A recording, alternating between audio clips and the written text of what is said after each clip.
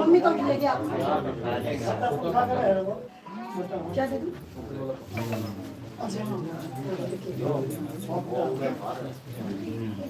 ये बड़े वाला भी लगा दो। ये आवाज करेगा मगर लगा दो। वो उधर से लगा दे पतला ठीक है पंखा चला उधर लगाने उधर लगा दूंगा यहाँ पे लगा दो। वहाँ भी वाला था, यहाँ भी कहीं पीछे लगा दे।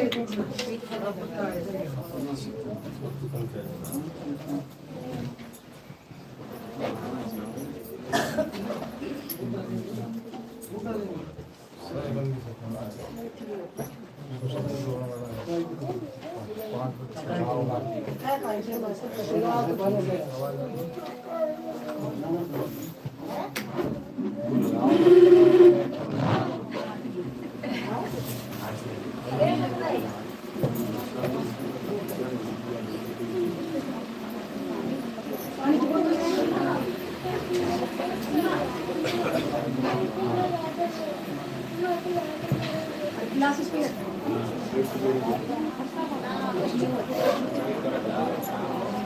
जो भी ना मत करो।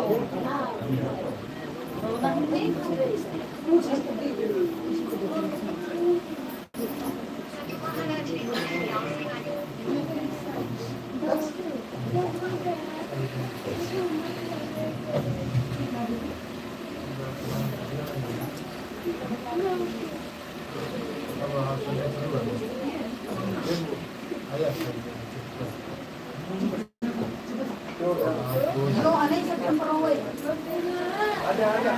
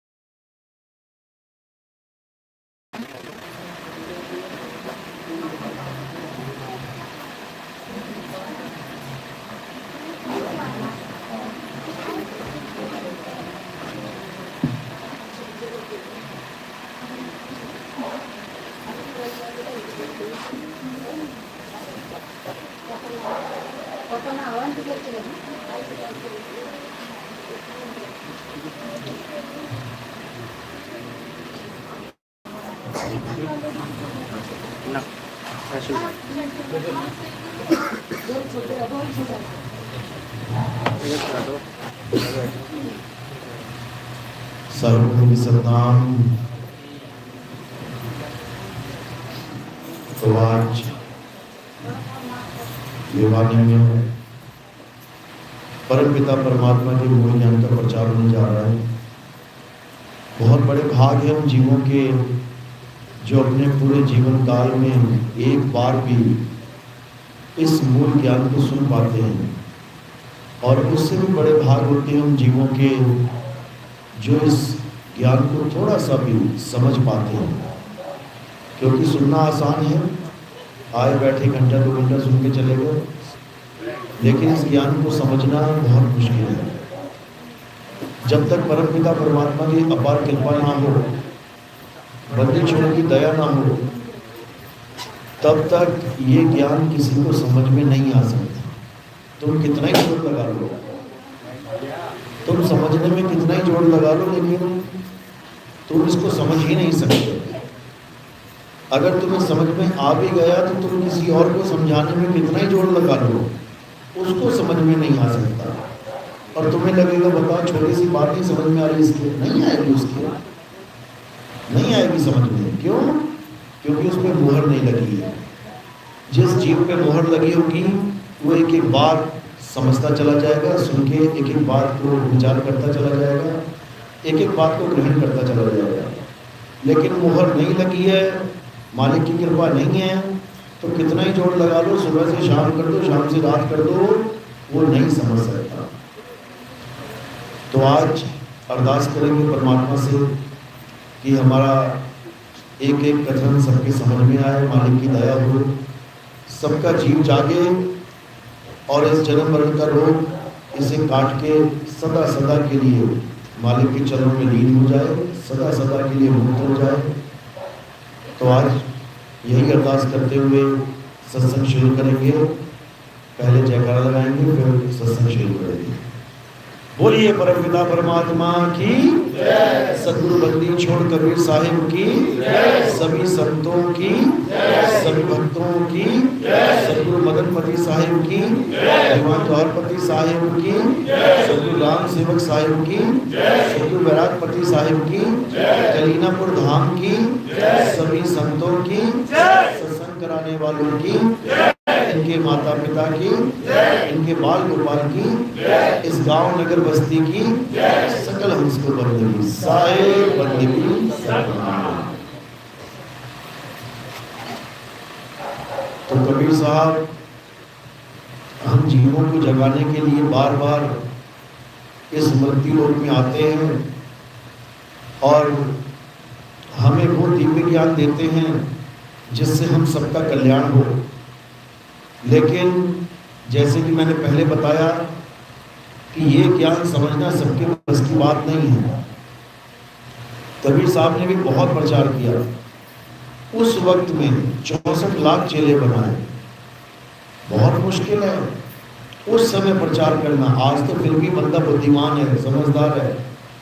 उस वक्त तो बहुत बुरा हाल था, ऐसे ऐसे पाखंडवादों में फंसा हुआ था जीव, बलियां देने में लगा हुआ था, नर बलि तक चल पड़ती थी कई बार, तो ऐसी ऐसी दुविधाओं में फंसा हुआ था। उनको भी कबीर साहब ने बाहर निकाला और मालिक का सत्य संदेश पहुंचाया। बहुत बहुत मुश्किल होता है एक एक जीव को समझाना। साहिब समझा रहे हैं, लाखन में कोई समझ न पाई है और कोटि मध्य जानेंगे, कहें कबीर सुनो भाई साधो, हमें बिरले हंस पहचानेंगे। कहते हैं लाखों में कोई समझ नहीं सकता इस ज्ञान को। हाँ, करोड़ों लोगों के आगे रखा जाए तो कहते हैं कोई बिरले हंस, 20, 50, 100 बंदा जागेगा। बहुत बहुत मुश्किल है इसको समझना। कहें कबीर सुनो भाई साधो, हमें बिरले हंस पहचानेंगे। हमें बिरले हंस पहचाने का मतलब कोई बिरला ही हमें जान पाएगा कि हम क्या हैं। सब हमें एक शरीर मान लेंगे, सब हमें एक बाबा जी मान लेंगे, सब हमें एक धर्म सुधारक मान लेंगे, सब हमें कवि मान लेंगे, सब कुछ मान लेंगे, लेकिन जो मेरा वास्तविक स्वरूप है उसे कोई नहीं जान पाएगा। और मेरा वास्तविक स्वरूप क्या है? हम हैं शब्द, शब्द हम माही, हमसे भिन्न और कछु नहीं। कहते हैं मेरा वास्तविक स्वरूप शब्द है और इस शब्द स्वरूप को कोई नहीं जान पाएगा। कोई बिरला ही हंस होगा जो शब्द स्वरूप को जान पाएगा। कब? जब उसके जीवन में कोई शब्द वेदी गुरु आ जाएगा और उसको जब वो साधना देगा और जब वो अपनी सूरत को साधेगा, धीरे धीरे धीरे करके जब उसे शब्द का अनुभव होगा, तब वो जान पाएगा आखिर कबीर साहब का स्वरूप क्या है। नहीं तो यही काली दाढ़ी, सफ़ेद टोपी, कभी सफ़ेद दाढ़ी, काली टोपी, इसी में उलझे पड़े हैं सारे। तो कबीर साहब ने सबसे पहले देह का खंडन किया और शब्द की महिमा गाई। कहते हैं हम वासी व देश के, जहाँ जात वर्ण कुल नाही, शब्द मिलावा हो रहा देह मिलावा नहीं। यानी मुझे देह मानना बिल्कुल बंद कर दो और ये बिल्कुल दिमाग से निकाल दो कि परमात्मा के घर कोई देह रहती है, कि परमात्मा के यहाँ कोई देह मिलेगी तुम्हें। वहाँ देह का काम नहीं है भाई, कोई देह तो यहीं छूट जाती है। इसी संसार में देह का खात्मा हो जाता है। वहाँ कौन जा सकता है? वहाँ केवल और केवल रूह जा सकती है, आत्मा जा सकती है, जीव जा सकता है, और कोई नहीं जा सकता। तो कह रहे हैं कि जब तक देह का खंडन नहीं किया तब तक शब्द की महिमा नहीं कर पाओगे। देह का खंडन नहीं हुआ तो देह की महिमा गाओगे कि परमात्मा वहाँ साकार रूप में बैठा है, परमात्मा को जाके चवर करेंगे, परमात्मा के 2 हाथ 2 पैर 2 आँखें हैं, परमात्मा खाएगा पिएगा, हमें भी खिलाएगा पिलाएगा, परमात्मा के साथ हम टहलेंगे घूमेंगे। ये सब माया जाल है, सब काया जाल है। कबीर साहब ने काया जाल पहले किनारे कर दिया, साफ बोल दिया कि हम वासी व देश के, जहाँ जात वर्ण कुल नहीं, शब्द मिलावा हो रहा देह मिलावा नहीं। पहले तो देह को किनारे कर दो। अब देह को किनारे करने वाले बहुत से गुरु हैं जो कहते हैं देह को छोड़ो, परमात्मा निराकार है, शब्द को पकड़ो, हमसे शब्द लो, उस निराकार को जानो, उस निराकार को पहचानो। और शब्द के नाम पे क्या शब्द दे देंगे? जाप, अजपा और अनंत शब्द, ये पकड़ा के कहेंगे बस इसको जपते रहो और तुम्हें निराकार की प्राप्ति हो जाएगी। ये भी घोर अज्ञान है। कबीर साहब कहते हैं हम वासी व देश के, जहाँ जात वर्ण कुल नहीं, कह रहे सैन मिलावा हो रहा शब्द मिलावा नहीं। कहते ये शब्द देने वाला भी काम हमारे पास नहीं है भाई, कि आओ मुझसे शब्द ले लो, आओ मुझसे शब्द ले लो। हम उस शब्द की महिमा गाते हैं जो शब्द पहले से ही तुम्हारे पास है, वो लेने देने का सामान ही नहीं है। सब घट मेरा साइया, सुनी सेज न कोई, बलिहारी व घट की जिस घट प्रगट हो। कहते हैं वो घट में पहले से ही विराजमान है सबके, उसको लेगा और देगा कौन? वो सबके पास भरपूर है। सब घट नाम रहा भरपूर, हर घट में विराजमान है, लेकिन उसका भेद नहीं पता। इसलिए गुरु क्या करता है? सैन के द्वारा, सैन यानी इशारा, इशारे के द्वारा शब्द लखाता है और अक्षर छुड़वाता है। सोई गुरु पूरा कहावे, 2 अक्षर का भेद बतावे, एक छुड़ावे एक लखावे, तब प्राणी निज घर को जावे। यानी सच्चा गुरु वो होता है जो 2 प्रकार के अक्षरों का भेद बताता है। एक छुड़ावे, ये 52 अक्षर वाले नाम छुड़वा देता है। एक लखावे, वो आदि अक्षर जो सब घट में विराजमान है उसको लखा देता है, उसको इशारे के द्वारा समझा देता है। तब प्राणी निज घर को जावे, तब ये प्राणी अपने असली घर को चला जाता है, वरना इसी जन्म मरण में धक्के खाता हुआ 84 लाख योनियों में चला जाता है। तो इसलिए अब क्या करना है? अब 84 लाख से परे अपने निज स्वरूप को, अपने सार शब्द स्वरूप को, अपने शब्द स्वरूप को प्राप्त करना है। जब शब्द स्वरूप प्राप्त हो जाएगा तो सारा खेल समझ में आ जाएगा। उसके बाद कोई नाना प्रकार की योनियों में भ्रमण नहीं करना, उसके बाद किसी माँ के गर्भ में नहीं जाना, उसके बाद तुम निर्बंध होकर अपने स्वरूप में स्थित हो जाओगे। फिर ना कहीं आना ना कहीं जाना, आपे में आप समाना, तुम अपने आप में सिद्ध हो जाओगे, अपने आप में रमण करोगे। गीता में यही समझाया गया, अध्याय 3 17वां श्लोक। हे अर्जुन, जो अपनी आत्मा में रमण करते हैं, जो अपनी आत्मा में तृप्त हैं, जो अपनी आत्मा में संतुष्ट हैं, उनके लिए कोई धार्मिक कर्म कर्तव्य लागू ही नहीं होता।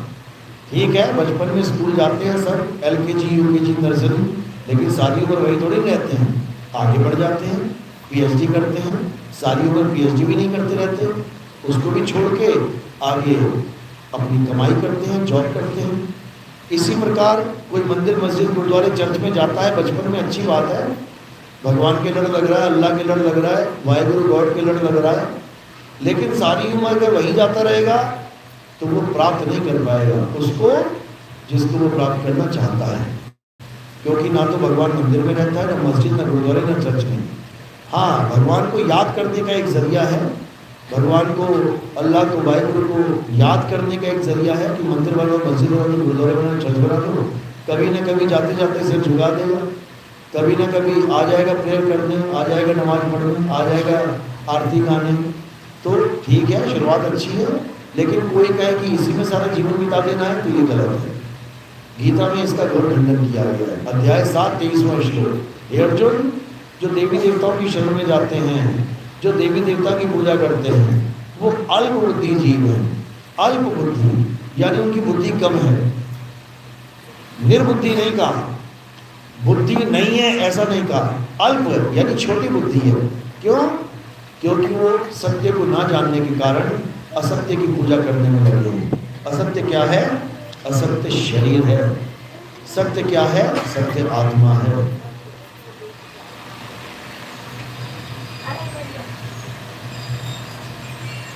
आत्मा ही सत्य है। अब आत्मा के बारे में नहीं पता कुछ तो शरीर के बारे में जानेगा, शरीर के बारे में सोचेगा, शरीर की पूजा करेगा। क्यों? क्योंकि आत्मा का ज्ञान नहीं है। गीता पढ़ोगे, अध्याय 2 से स्टार्ट हो गया है। अध्याय 1 में तो वो आपस में बातें कर रहे हैं, कौन कहाँ खड़ा है, क्या कर रहा है, क्या नहीं। संजय समझा रहा है, धृतराष्ट्र को बता रहा है। जो ज्ञान शुरू हुआ है गीता में वो अध्याय 2 से शुरू हुआ है। ज्ञान का अध्याय शुरुआती कौन सा है? अध्याय 2। और ज्ञान कौन से ज्ञान से शुरू किया गया है? डायरेक्ट सत्य ज्ञान से, आत्मा की ज्ञान से, कि भाई आत्मा ही है जो कुछ भी है, आत्मा के अलावा सब झूठ है। तो ज्ञान की शुरुआत आत्मा से की गई है, लेकिन वो किसी को समझ में नहीं आई। अगर आत्मा का ज्ञान समझ में आ जाता हमारे ऋषि मुनि पीर पैगंबरों को, तो यकीन करिए आप और हम अब तक आत्मज्ञानी हो चुके होते। हमें पत्थर ना बुझवाए जाते, हमें मंदिरों में ना बुला के पत्थर बुझवाए जाते, हमें मस्जिदों में ना अरदासें करवाई जाती, नमाजें पढ़ाई जाती, हमें गुरुद्वारों में ना अरदासें करवाते, हमें बाइबल और प्रेयर करवाने के लिए चर्च में नहीं बुलाते, हमें आत्मा का ज्ञान करवाते। धर्म कोई भी है, सत्य सबका एक है। हिंदुओं में भी सत्य है, मुसलमानों में भी सत्य है, ईसाई में भी सत्य है, सिखों में भी सत्य है। हर ग्रंथ में सत्य का पूरा जिक्र है, सत्य आत्मा है। लेकिन हमें आत्मा के बारे में किसी ने कभी नहीं बताया। हमें पूजा विधि बताते रहे, आज सोमवार है इसका व्रत कर लो, आज शनिवार है उसका व्रत कर लो, आज मंगलवार है उसका व्रत कर लो। हमें केवल ग्रंथों के पाठ पठन में लगा के रखा, बाणियाँ गाते रहो, अरदासें करते रहो।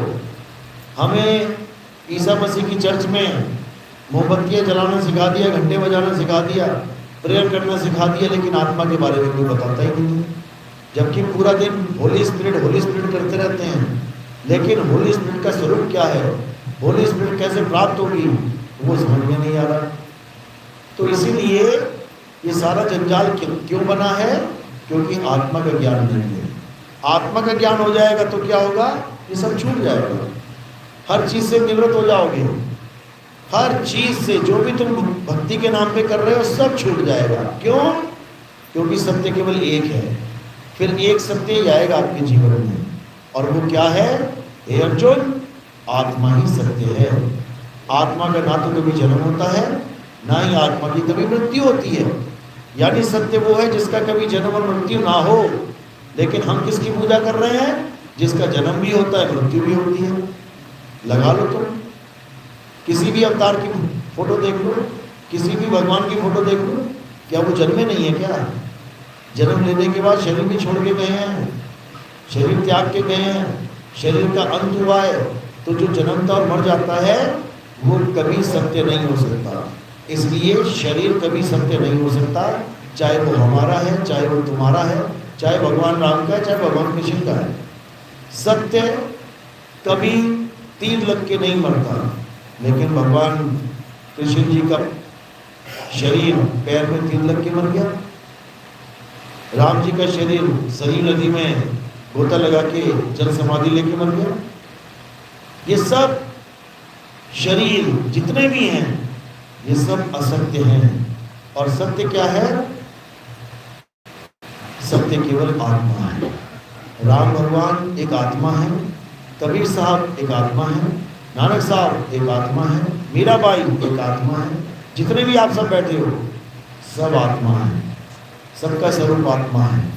अपने स्वरूप को ना जानने के कारण अपने देह को अपना स्वरूप मान बैठी है, अपने आप को आदमी, औरत, बच्चा, बूढ़ा, जवान मान बैठे हैं, अपने आप को स्त्रीलिंग पुल्लिंग मान बैठे हैं। क्या किया जाए? अब एक ही रास्ता है कि तुम्हारे जीवन में गुरु आए और तुम्हें समझाए कि भाई तुम आदमी और औरत नहीं हो, तुम नारी पुरुष नहीं हो, तुम नाशवान शरीर नहीं हो, तुम बच्चा बूढ़ा जवान नहीं हो, तुम क्या हो? तुम अविनाशी अजर अमर आत्मा हो। पहले तो ये तुम्हें समझाएगा गुरु, उसके बाद इसका भेद बताएगा कि तुम्हें अपना अविनाशी स्वरूप प्राप्त कैसे होगा। क्योंकि मुंह से करंट करंट करंट बोलना और कान से करंट करंट करंट सुनना, इन दोनों में करंट का अनुभव नहीं मिलेगा आपको। ये केवल एक ज्ञान दे दिया उन्होंने कि करंट नाम की कोई चीज़ होती है, लेकिन जो असली करंट है वो कैसे मिलेगा? उसकी प्राप्ति कैसे होगी? जब तुम करंट की तार में हाथ लगा दोगे, तब जो तुम्हें झटका लगेगा वो है असली करंट का अनुभव। इसी प्रकार मेरे 1000 बार आत्मा आत्मा कहने से और आपके द्वारा 1000 बार आत्मा आत्मा सुनने से आत्मज्ञान नहीं होगा भाई। आत्मज्ञान एक विधि है, एक तरीका है जो सच्चा गुरु अपने शिष्य को समझाता है कि कैसे अपनी आत्मा को प्राप्त कर सकते हो। और एक बार जब आत्मा को प्राप्त कर लोगे तो उसके बाद किसी भी जंजाल में पड़ने की जरूरत नहीं है। उसके बाद कोई भी असत्य तुम्हें भरमा नहीं सकता, तुम्हें बरगला नहीं सकता। तुम केवल और केवल सत्य के पुजारी हो जाओगे, सत्य को जानोगे, सत्य को समझोगे, सत्य को प्राप्त करोगे, तब तुम हो जाओगे सत्य संगी। अभी तुम क्या हो? असत्य संगी। जब तक तुम पत्थर की पूजा कर रहे हो असत्य संगी, जब तक तुम शरीरों की पूजा कर रहे हो असत्य संगी, जब तक तुम नदियों की, पहाड़ों की, पर्वतों की पूजा कर रहे हो असत्य संगी, जब तक तुम देवी देवताओं की, पितरों की, भैया भवानी, जितना भी जो तुम्हें दिख रहा है इसकी पूजा कर रहे हो असत्य संगी ही रह जाओगे। जब तक तुम मंत्रों का जाप कर रहे हो, जब तुम हवन यज्ञ पूजा पाठ कर रहे हो, तीर्थ व्रत कर रहे हो, तुम असत्य संगी ही कहलाओगे। और जिस दिन तुमने ये सब छोड़ दिया, इस सब को किनारे कर दिया, और गीता में जो बताया गया है कि हे अर्जुन आत्मा ही सत्य है, परम सत्य है, आत्मा को जान। कौन सी आत्मा को? अचल आत्मा को, अचल आत्मा को जान। तब समझना अब तुझे सत्य मिल गया है, अब तुम अपने आप को सत्संगी कह सकते हो। लेकिन आत्मा की ABCD नहीं पता और दुनिया भर के पाखंड में पड़ गए हो, बलियां दे रहे हो भगवान को, दारू की बोतलें चढ़ा रहे हो भगवानों को, बकरे काट काट के, मुर्गे काट काट के तुम जीव हत्या करने में लगे हो। ये सब असत्य ज्ञान है, तुम सत्संगी कभी हो ही नहीं सकते। तो सत्संगी होने का एक ही रास्ता है, और वो क्या है? सत्य को जानना, सत्य को परखना, सत्य को अपनाना।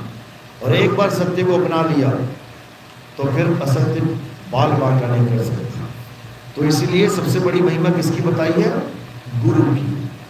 अगर गुरु है तो तुम्हें सत्य का ज्ञान करवा देगा, और अगर गुरु नहीं है तो तुम कितनी मगजमारी कर लो, तुम सत्य को नहीं जान पाओगे। इसलिए कबीर साहब ने सबसे पहले गुरु की महिमा गाई है। गुरु बड़े गोविंद से मन में देख विचार, हरि सुमिरे सो बार है और गुरु सुमिरे सो बार।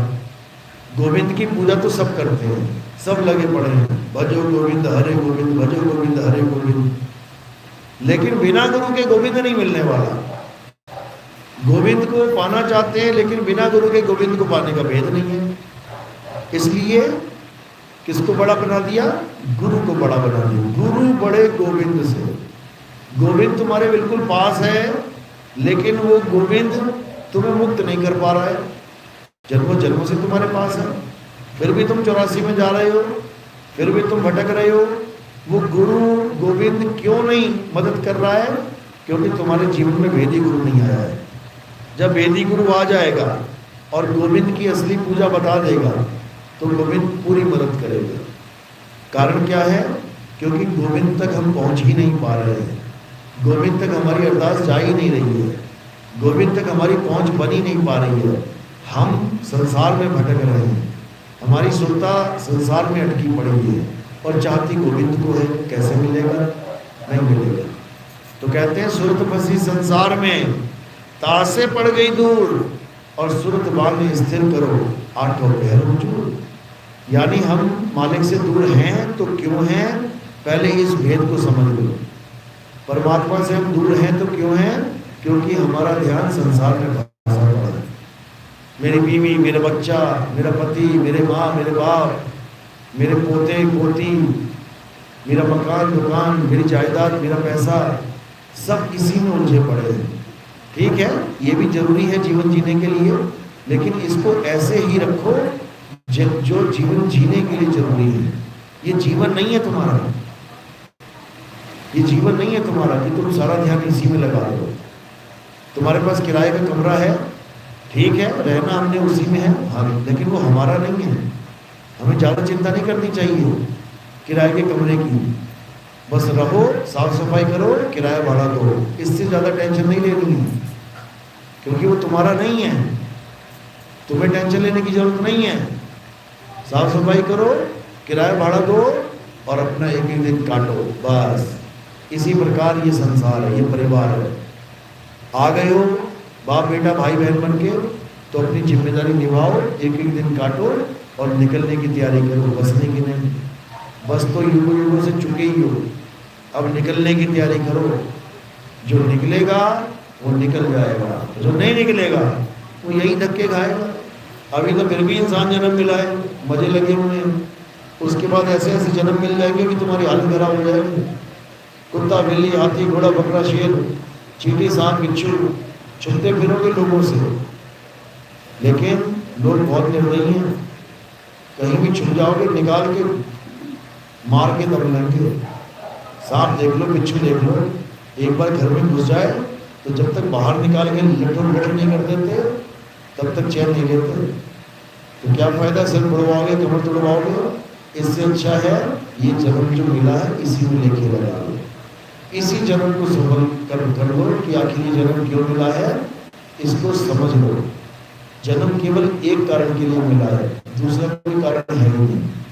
एक कारण क्या है? अपने आत्म स्वरूप को जानना, इसके लिए जन्म मिला है। इसके अलावा तुम जो कुछ भी कर रहे हो ठीक है, टाइम पास हो सकता है, सत्य नहीं हो सकता। तो सबसे जरूरी क्या है?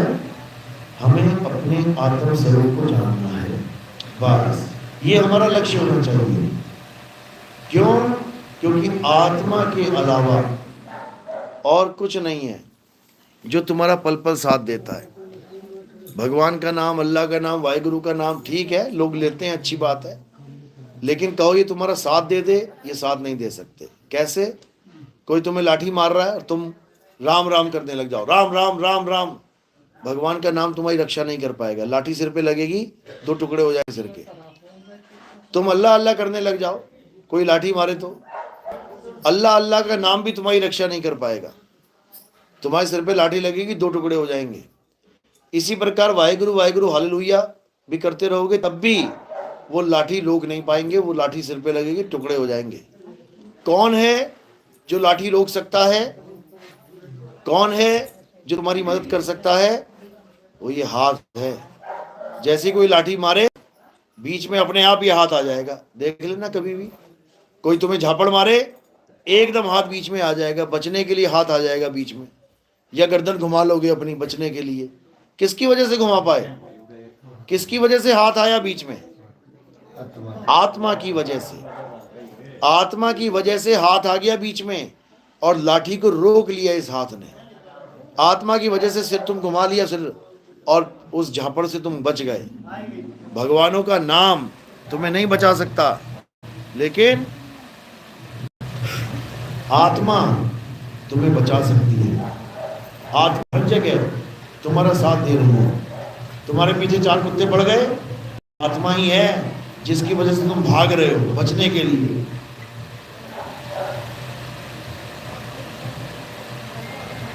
कोई कहे राम राम अल्लाह अल्लाह करके कुत्ते भाग जाएंगे, या कोई मंत्र जप के कुत्ते भाग जाएंगे, भूल जाओ, वो तुम्हारे बस की बात नहीं है। कुत्ता भगाना ऐसा इस दुनिया में कोई मंत्र नहीं है जो कुत्ता छोड़ो मच्छर को भी भगा सके। ये जो बड़े बड़े बाबा तुम्हें सांत्वना देते हैं, तुम्हें भ्रम में डालते हैं कि ये मंत्र जप लो 11 बार, ये मंत्र जप लो 21 बार, ये मंत्र जप लो 51 बार, बड़ी से बड़ी बला टल छाप अगरबत्ती लगाते हैं ये लोग और बातें बड़ी बड़ी करते हैं। इसलिए कबीर साहब ने भयंकर खंडन किया इसका, तंत्रों मंत्रों का खंडन किया कबीर साहब ने। तंत्र मंत्र सब झूठ है, इनमें ना उलझे कोई, और सार शब्द जाने बिना काका हंस ना होए। सार शब्द क्या है? तुम्हारा सत्य स्वरूप, तुम्हारा आत्म स्वरूप, जिसको पाने के लिए सब संतों ने अपनी वाणियों में कलम तोड़ महिमा गाई है। कबीर साहब समझा रहे हैं कि घर घर मंत्र देत फिरत है माया के अभिमाना, गुरुआ सहित शिष्य सब बूढ़े अंत काल पछताना, साधो देखो ये जग बौराना। ये जितने गुरु मंत्र देते हैं घर घर जाके कहते हैं बर्बाद कर दिया इन लोगों ने, समाज का खात्मा कर दिया इन लोगों ने, बुद्धि विवेक खत्म कर दी इन लोगों ने, पत्थर के पुजारी बना दिया इन लोगों ने, पत्थर को भगवान सिद्ध कर दिया इन लोगों ने। जबकि भगवान कभी पत्थर के थे ही नहीं, ना राम पत्थर के थे, ना श्याम पत्थर के थे, ना हनुमान पत्थर के थे, ना देवी पत्थर की थी, ना भोले शंकर पत्थर के थे। तो ये पत्थर कहाँ से आ गया बीच में? ये पत्थर इसलिए आया मेरे भाई क्योंकि इन लोगों को आत्मा का ज्ञान ही नहीं पता है। इन्हें नहीं समझ में आ सकता ये आत्मा चीज क्या है, इसलिए किसी ना किसी की तो पूजा करनी है तो पत्थर ही सही, जबकि ये घोर अज्ञान है। कबीर साहब कहते हैं अरे पाथर पूजे हरि मिले तो मैं पूजू पहाड़, और वहां से ये चाकी भली पीस खाए संसार। कहते हैं लाख गुना अच्छी चक्की है उस पत्थर से जिसको तुम भगवान मान बैठे हो। भगवान वाले पत्थर के पास जाके तुम 50 किलो गेहूं के दाने रखाना और बोलना भगवान जी इसको पीस के रख देना, मैं आता हूँ शाम को आता हूँ वापस। पीस देगा भगवान? क्या नहीं पीसेगा। लेकिन आप देखोगे जो चक्की है उसमें आप ये दाने डाल के पीस के इसको आटा बना सकते हैं, जिसको खा के तुम्हारे घर के बच्चे, तुम्हारे माँ बाप अपनी आंखें खोल सकते हैं, उनका पेट भरेगा इसको खाने से। और ये जात पात का भाव नहीं होगा, भेद नहीं होगा, धर्म का भेद नहीं होगा, चक्की सबका पालन पोषण कर रही है। चक्की सबके गेहूं पीस के आटा बना के दे रही है, चाहे वो हिंदू है, चाहे मुसलमान, चाहे सिख, चाहे ईसाई। इसलिए कबीर साहब चक्की की महिमा गा रहे हैं कि तवा से ये चाकी वाली और पीस खाए संसार। ये जीव उस पत्थर को परमात्मा मानना छोड़ दे और परमात्मा को परमात्मा मान। असत्य को त्याग, सत्य को ग्रहण कर, तब तेरा कल्याण हो जाएगा। तब तुझे एक ऐसा ज्ञान हो जाएगा जिसको आत्मज्ञान कहते हैं। आत्मज्ञान का मतलब क्या होता है? खुद का ज्ञान हो जाना। जैसे आत्मकथा लिखता है कोई, तो किसकी कथा लिख रहा है? खुद की। आत्महत्या करता है कोई, तो किसकी हत्या कर रहा है? खुद की। आत्म रक्षा कोई करता है तो किसकी रक्षा कर रहा है? खुद की। आत्म कल्याण कोई कर रहा है तो किसका कल्याण हो रहा है? खुद का। आत्मविश्वास में कोई रहता है तो किस पे विश्वास कर रहा है? खुद पे। आत्मनिर्भर कोई है तो किस पे निर्भर है? खुद पे। इसी प्रकार आत्मज्ञान है, इसका मतलब खुद का ज्ञान, किसी और का नहीं। इसीलिए बोला जल में मीन प्यासी, मोहे देखते आवे हांसी, आत्म ज्ञान बिना नर भटके, कभी कावा कभी काशी। आत्मज्ञान बिना नरवन के। क्या मतलब है इसका? आत्मज्ञान यानी खुद का ज्ञान। मुझे ये पता होना चाहिए कि आखिर मैं हूं क्या, और जब मैं ये जान जाऊंगा कि मैं क्या हूं, तो याद रखना हमें परमात्मा का ही स्वरूप पता लग जाएगा। क्योंकि जो तू सो हम, जैसा तू वैसे हम दोनों में कोई भेद ही नहीं है। भेद क्या है? केवल इस काया का भेद है। उसका भी भेद खत्म करते हुए गुरबाणी क्या कहती है? हरि का सेवक हरि के जैसा, भेद न जानो मानस देहा। कहते कई गलती से शरीर मान के तुम उसमें भेद मत कर लेना। हरि का सेवक हरि के जैसा। कुएं में से तुम एक मटका पानी लेके आए, तो वो एक मटका पानी कैसा है? कुएं के पानी जैसा है। लेकिन भेद क्या पड़ गया कि वो मटके में आ गया। अब वो अपने आप को मटका समझ रहा है। समुद्र का पानी ले आए तो बाल्टी भर के, तो समुद्र का पानी जो तुम लेके आए हो किसके जैसा है? समुद्र के जैसा है। बस भेद क्या रह गया कि वो बाल्टी समझने लग गया अपने आप को। यानी ये बाहर का जो कवर है, इस कवर को अपना स्वरूप मान बैठा वो पानी। वो पानी क्या है? वो जीवात्मा है। और समुद्र क्या है? वो परमात्मा है। अब क्या करना है? जीव को पीर में यानी जीवात्मा को परमात्मा में समाना है। बूंद समानी समुद्र में, जानत है सब कोई। और समुद्र समाना बूंद में, बूझे बिरला कोई।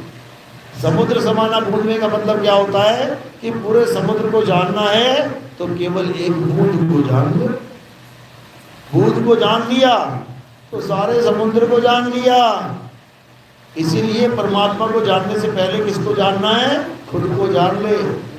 जब तुम खुद को जान लोगे तो तुम खुदा को जान लोगे। जब तुम खुद को पालोगे तो तुम खुदा को पालोगे।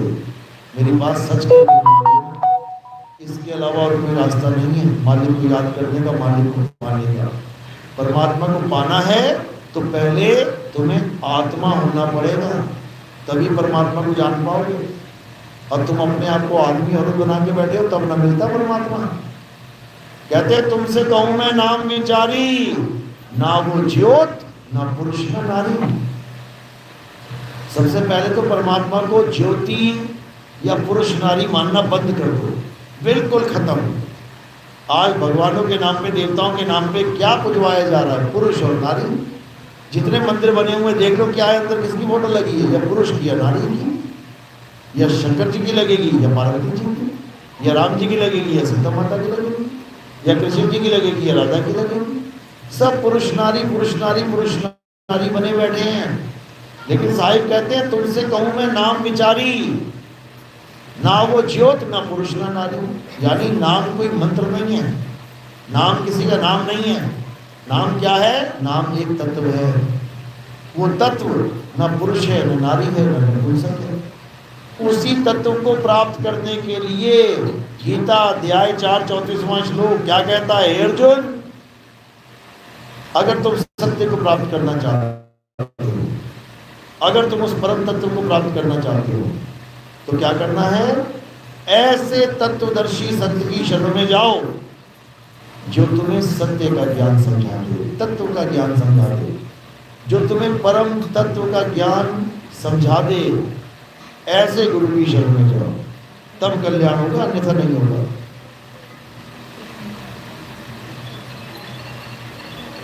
तो समझाने में तो कोई कसर नहीं छोड़ी, लेकिन ये जीव समझ नहीं पाया, ये जीव नहीं समझ पाया।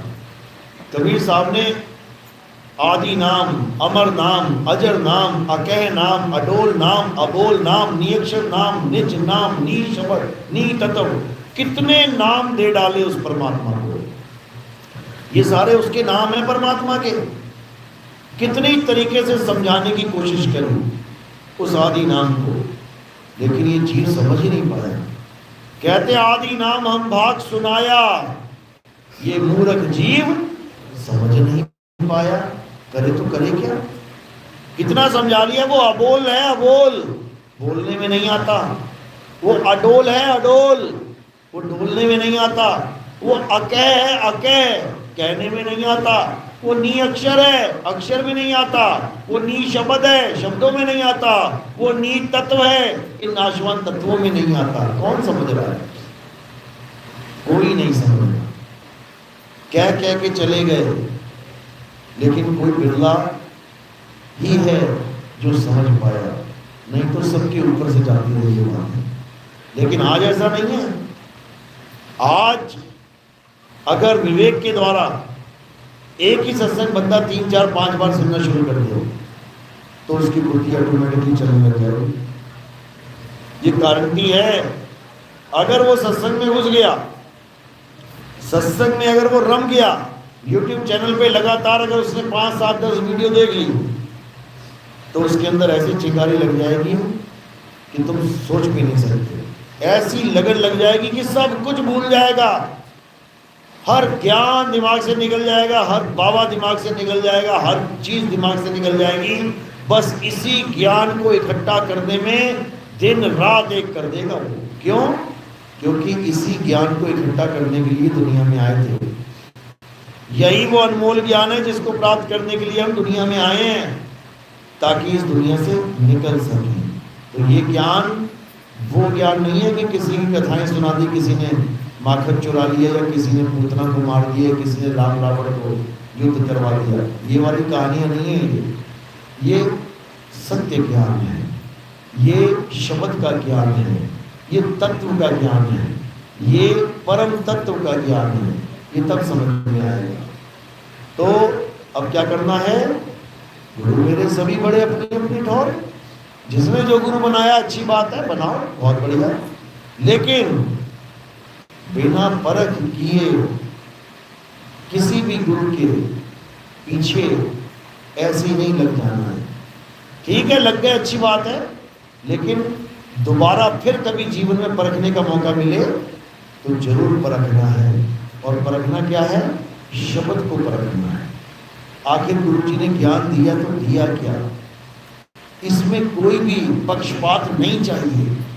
अगर इसमें तुमने पक्षपात कर लिया तो तुमने बर्बादी को निमंत्रण दे दिया।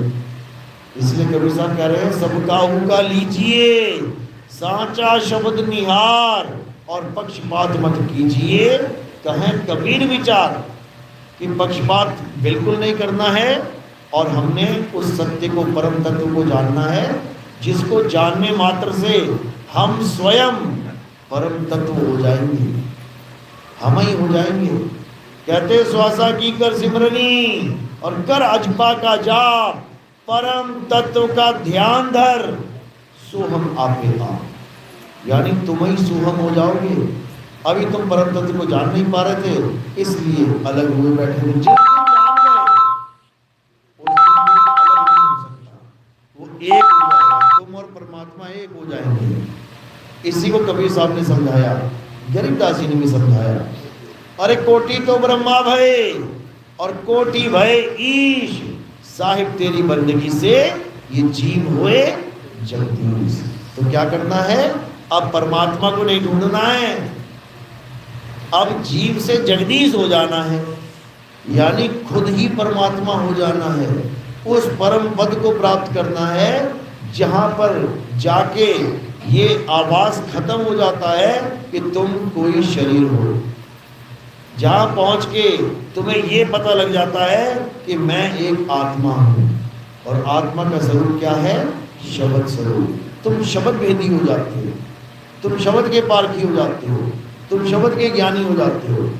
तब कल्याण होगा, ये जन्म मरण का रोग खत्म हो जाएगा, और सदा सदा के लिए तुम्हारी मुक्ति हो जाएगी। तो वेदी गुरु बहुत जरूरी है। कई लोग कहते हैं हमने तो गुरु बना लिया है जी, अब हम नहीं बनाएंगे आगे गुरु, अब चाहिए नरक में ले जाए चले जाएंगे। गुरु मेरे नरक में, तुम कहते हो नरक चला जाएगा, ठीक है, हम भी चले जाएंगे नरक में। अरे भाई, अभी तुम्हें नरक का पता नहीं ना, नरक होता क्या है। जिस दिन तुम्हें नरक की हवा लग गई ना एक बार ही, तुम कहोगे बाप रे बाप, मैं न जाता नरक में कभी। गुरु बनाना आसान है, एक आदमी था, बाबा जय गुरुदेव का चेला था, मेरे साथ बात चली।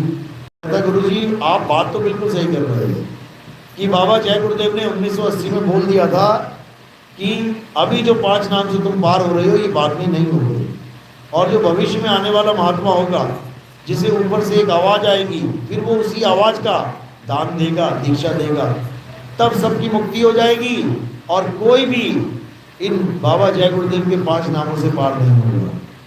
आप बिल्कुल सही बोल रहे हो, लेकिन मैं गुरुमुख हूँ, गुरु धारण कर लिया है मैंने, अब मैं गुरु को नहीं छोड़ सकता। मैं एक पति वाला हूँ, मैं 2 पति नहीं बना सकता। तो मैंने उसको समझाया, मैंने कहा भाई एक बात सुनो, तुमने 12वीं क्लास तक 12 प्रकार के गुरु त्याग दिए, 12 प्रकार के गुरु पकड़ लिए, तुम्हें फायदा हुआ कि नुकसान?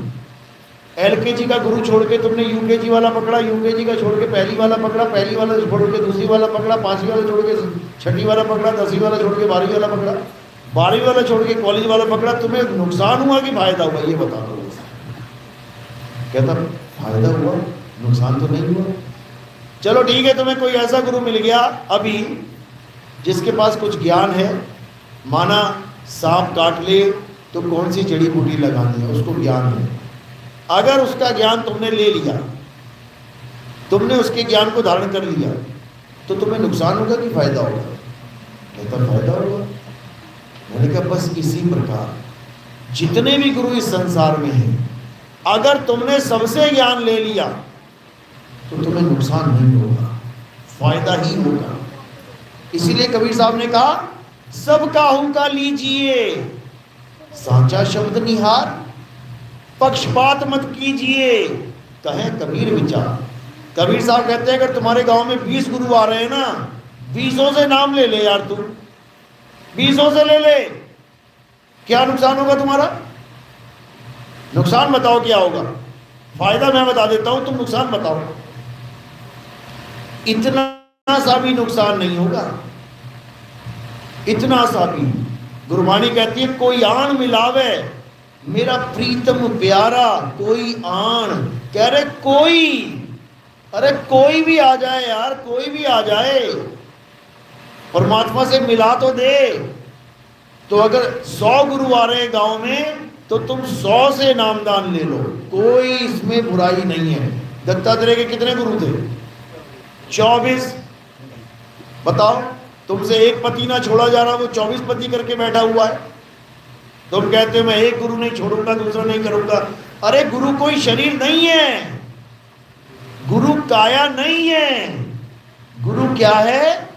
गुरु ज्ञान है, और ज्ञान एक ऐसी चीज है जो कभी नुकसान दे ही नहीं सकती। अधूरा ज्ञान दे सकता है नुकसान, ज्ञान कभी नुकसान नहीं देगा। अगर 100 गुरु में से एक गुरु पूरा है, तो 100 गुरुओं से नाम लेने के बाद तुम्हें पूरा गुरु मिल जाएगा 100 में से 100%। क्यों? क्योंकि 100 में से एक पूरा है भाई, और जो पूरा गुरु होगा वो तुम्हें पूर्ण शब्द का भेद बताएगा।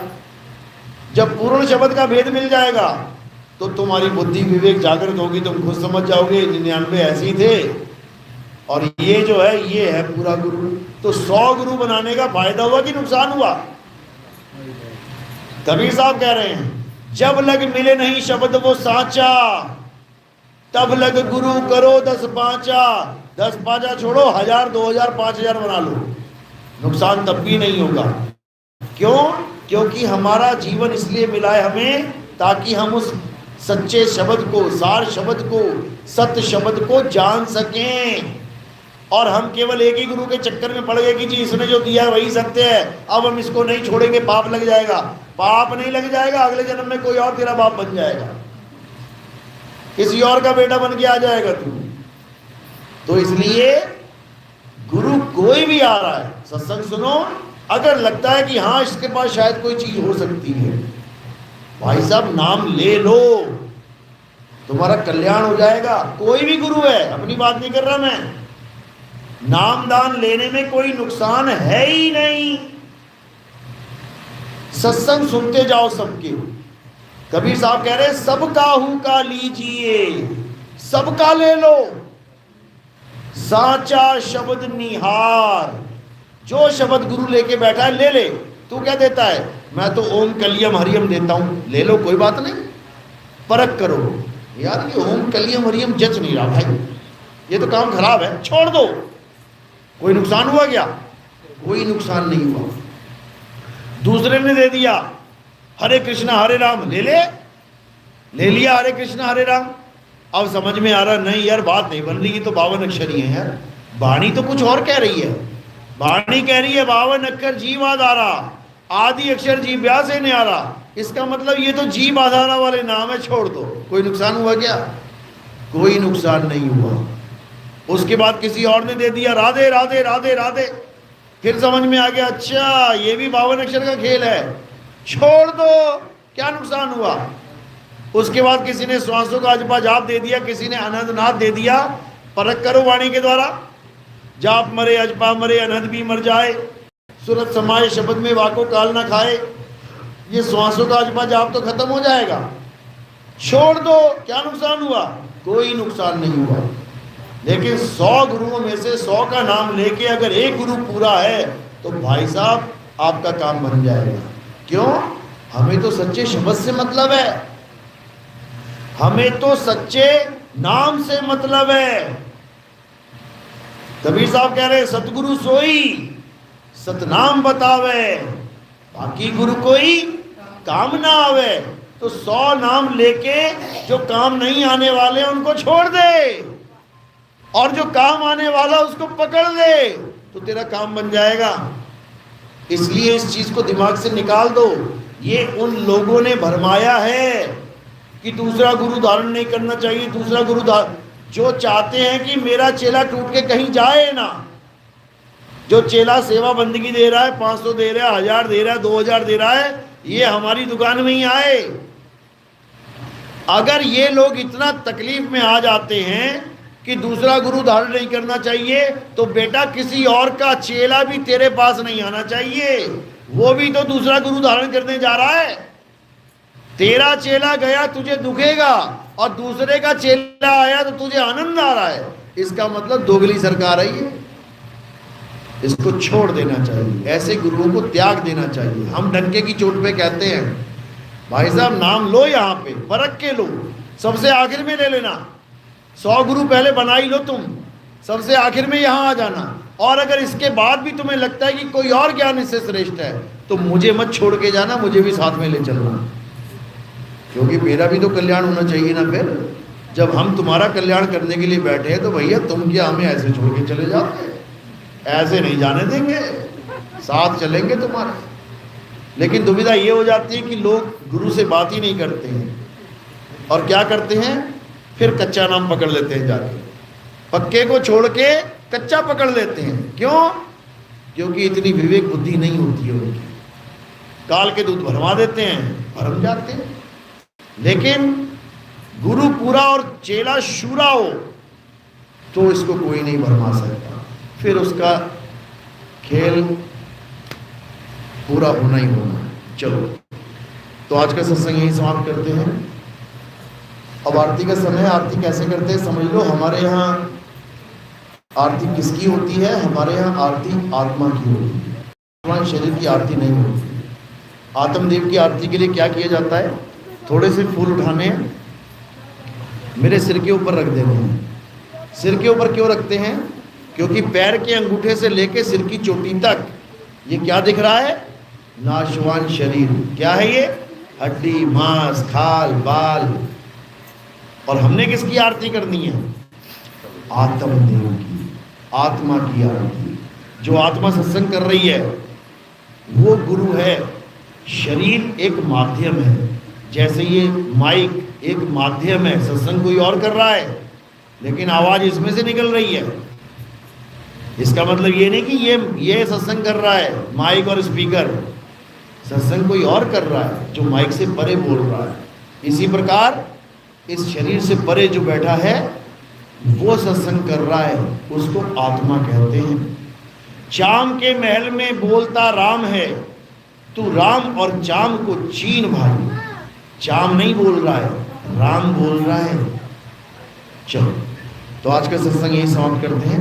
बोलिए परमपिता परमात्मा की, सदगुरु बंदी छोड़ कबीर साहिब की, सभी संतों की, सभी भक्तों की, आज के आनंद की, सकल हंस को बंदगी साहिब बंदगी। सतनाम सतनाम सतनाम सतनाम।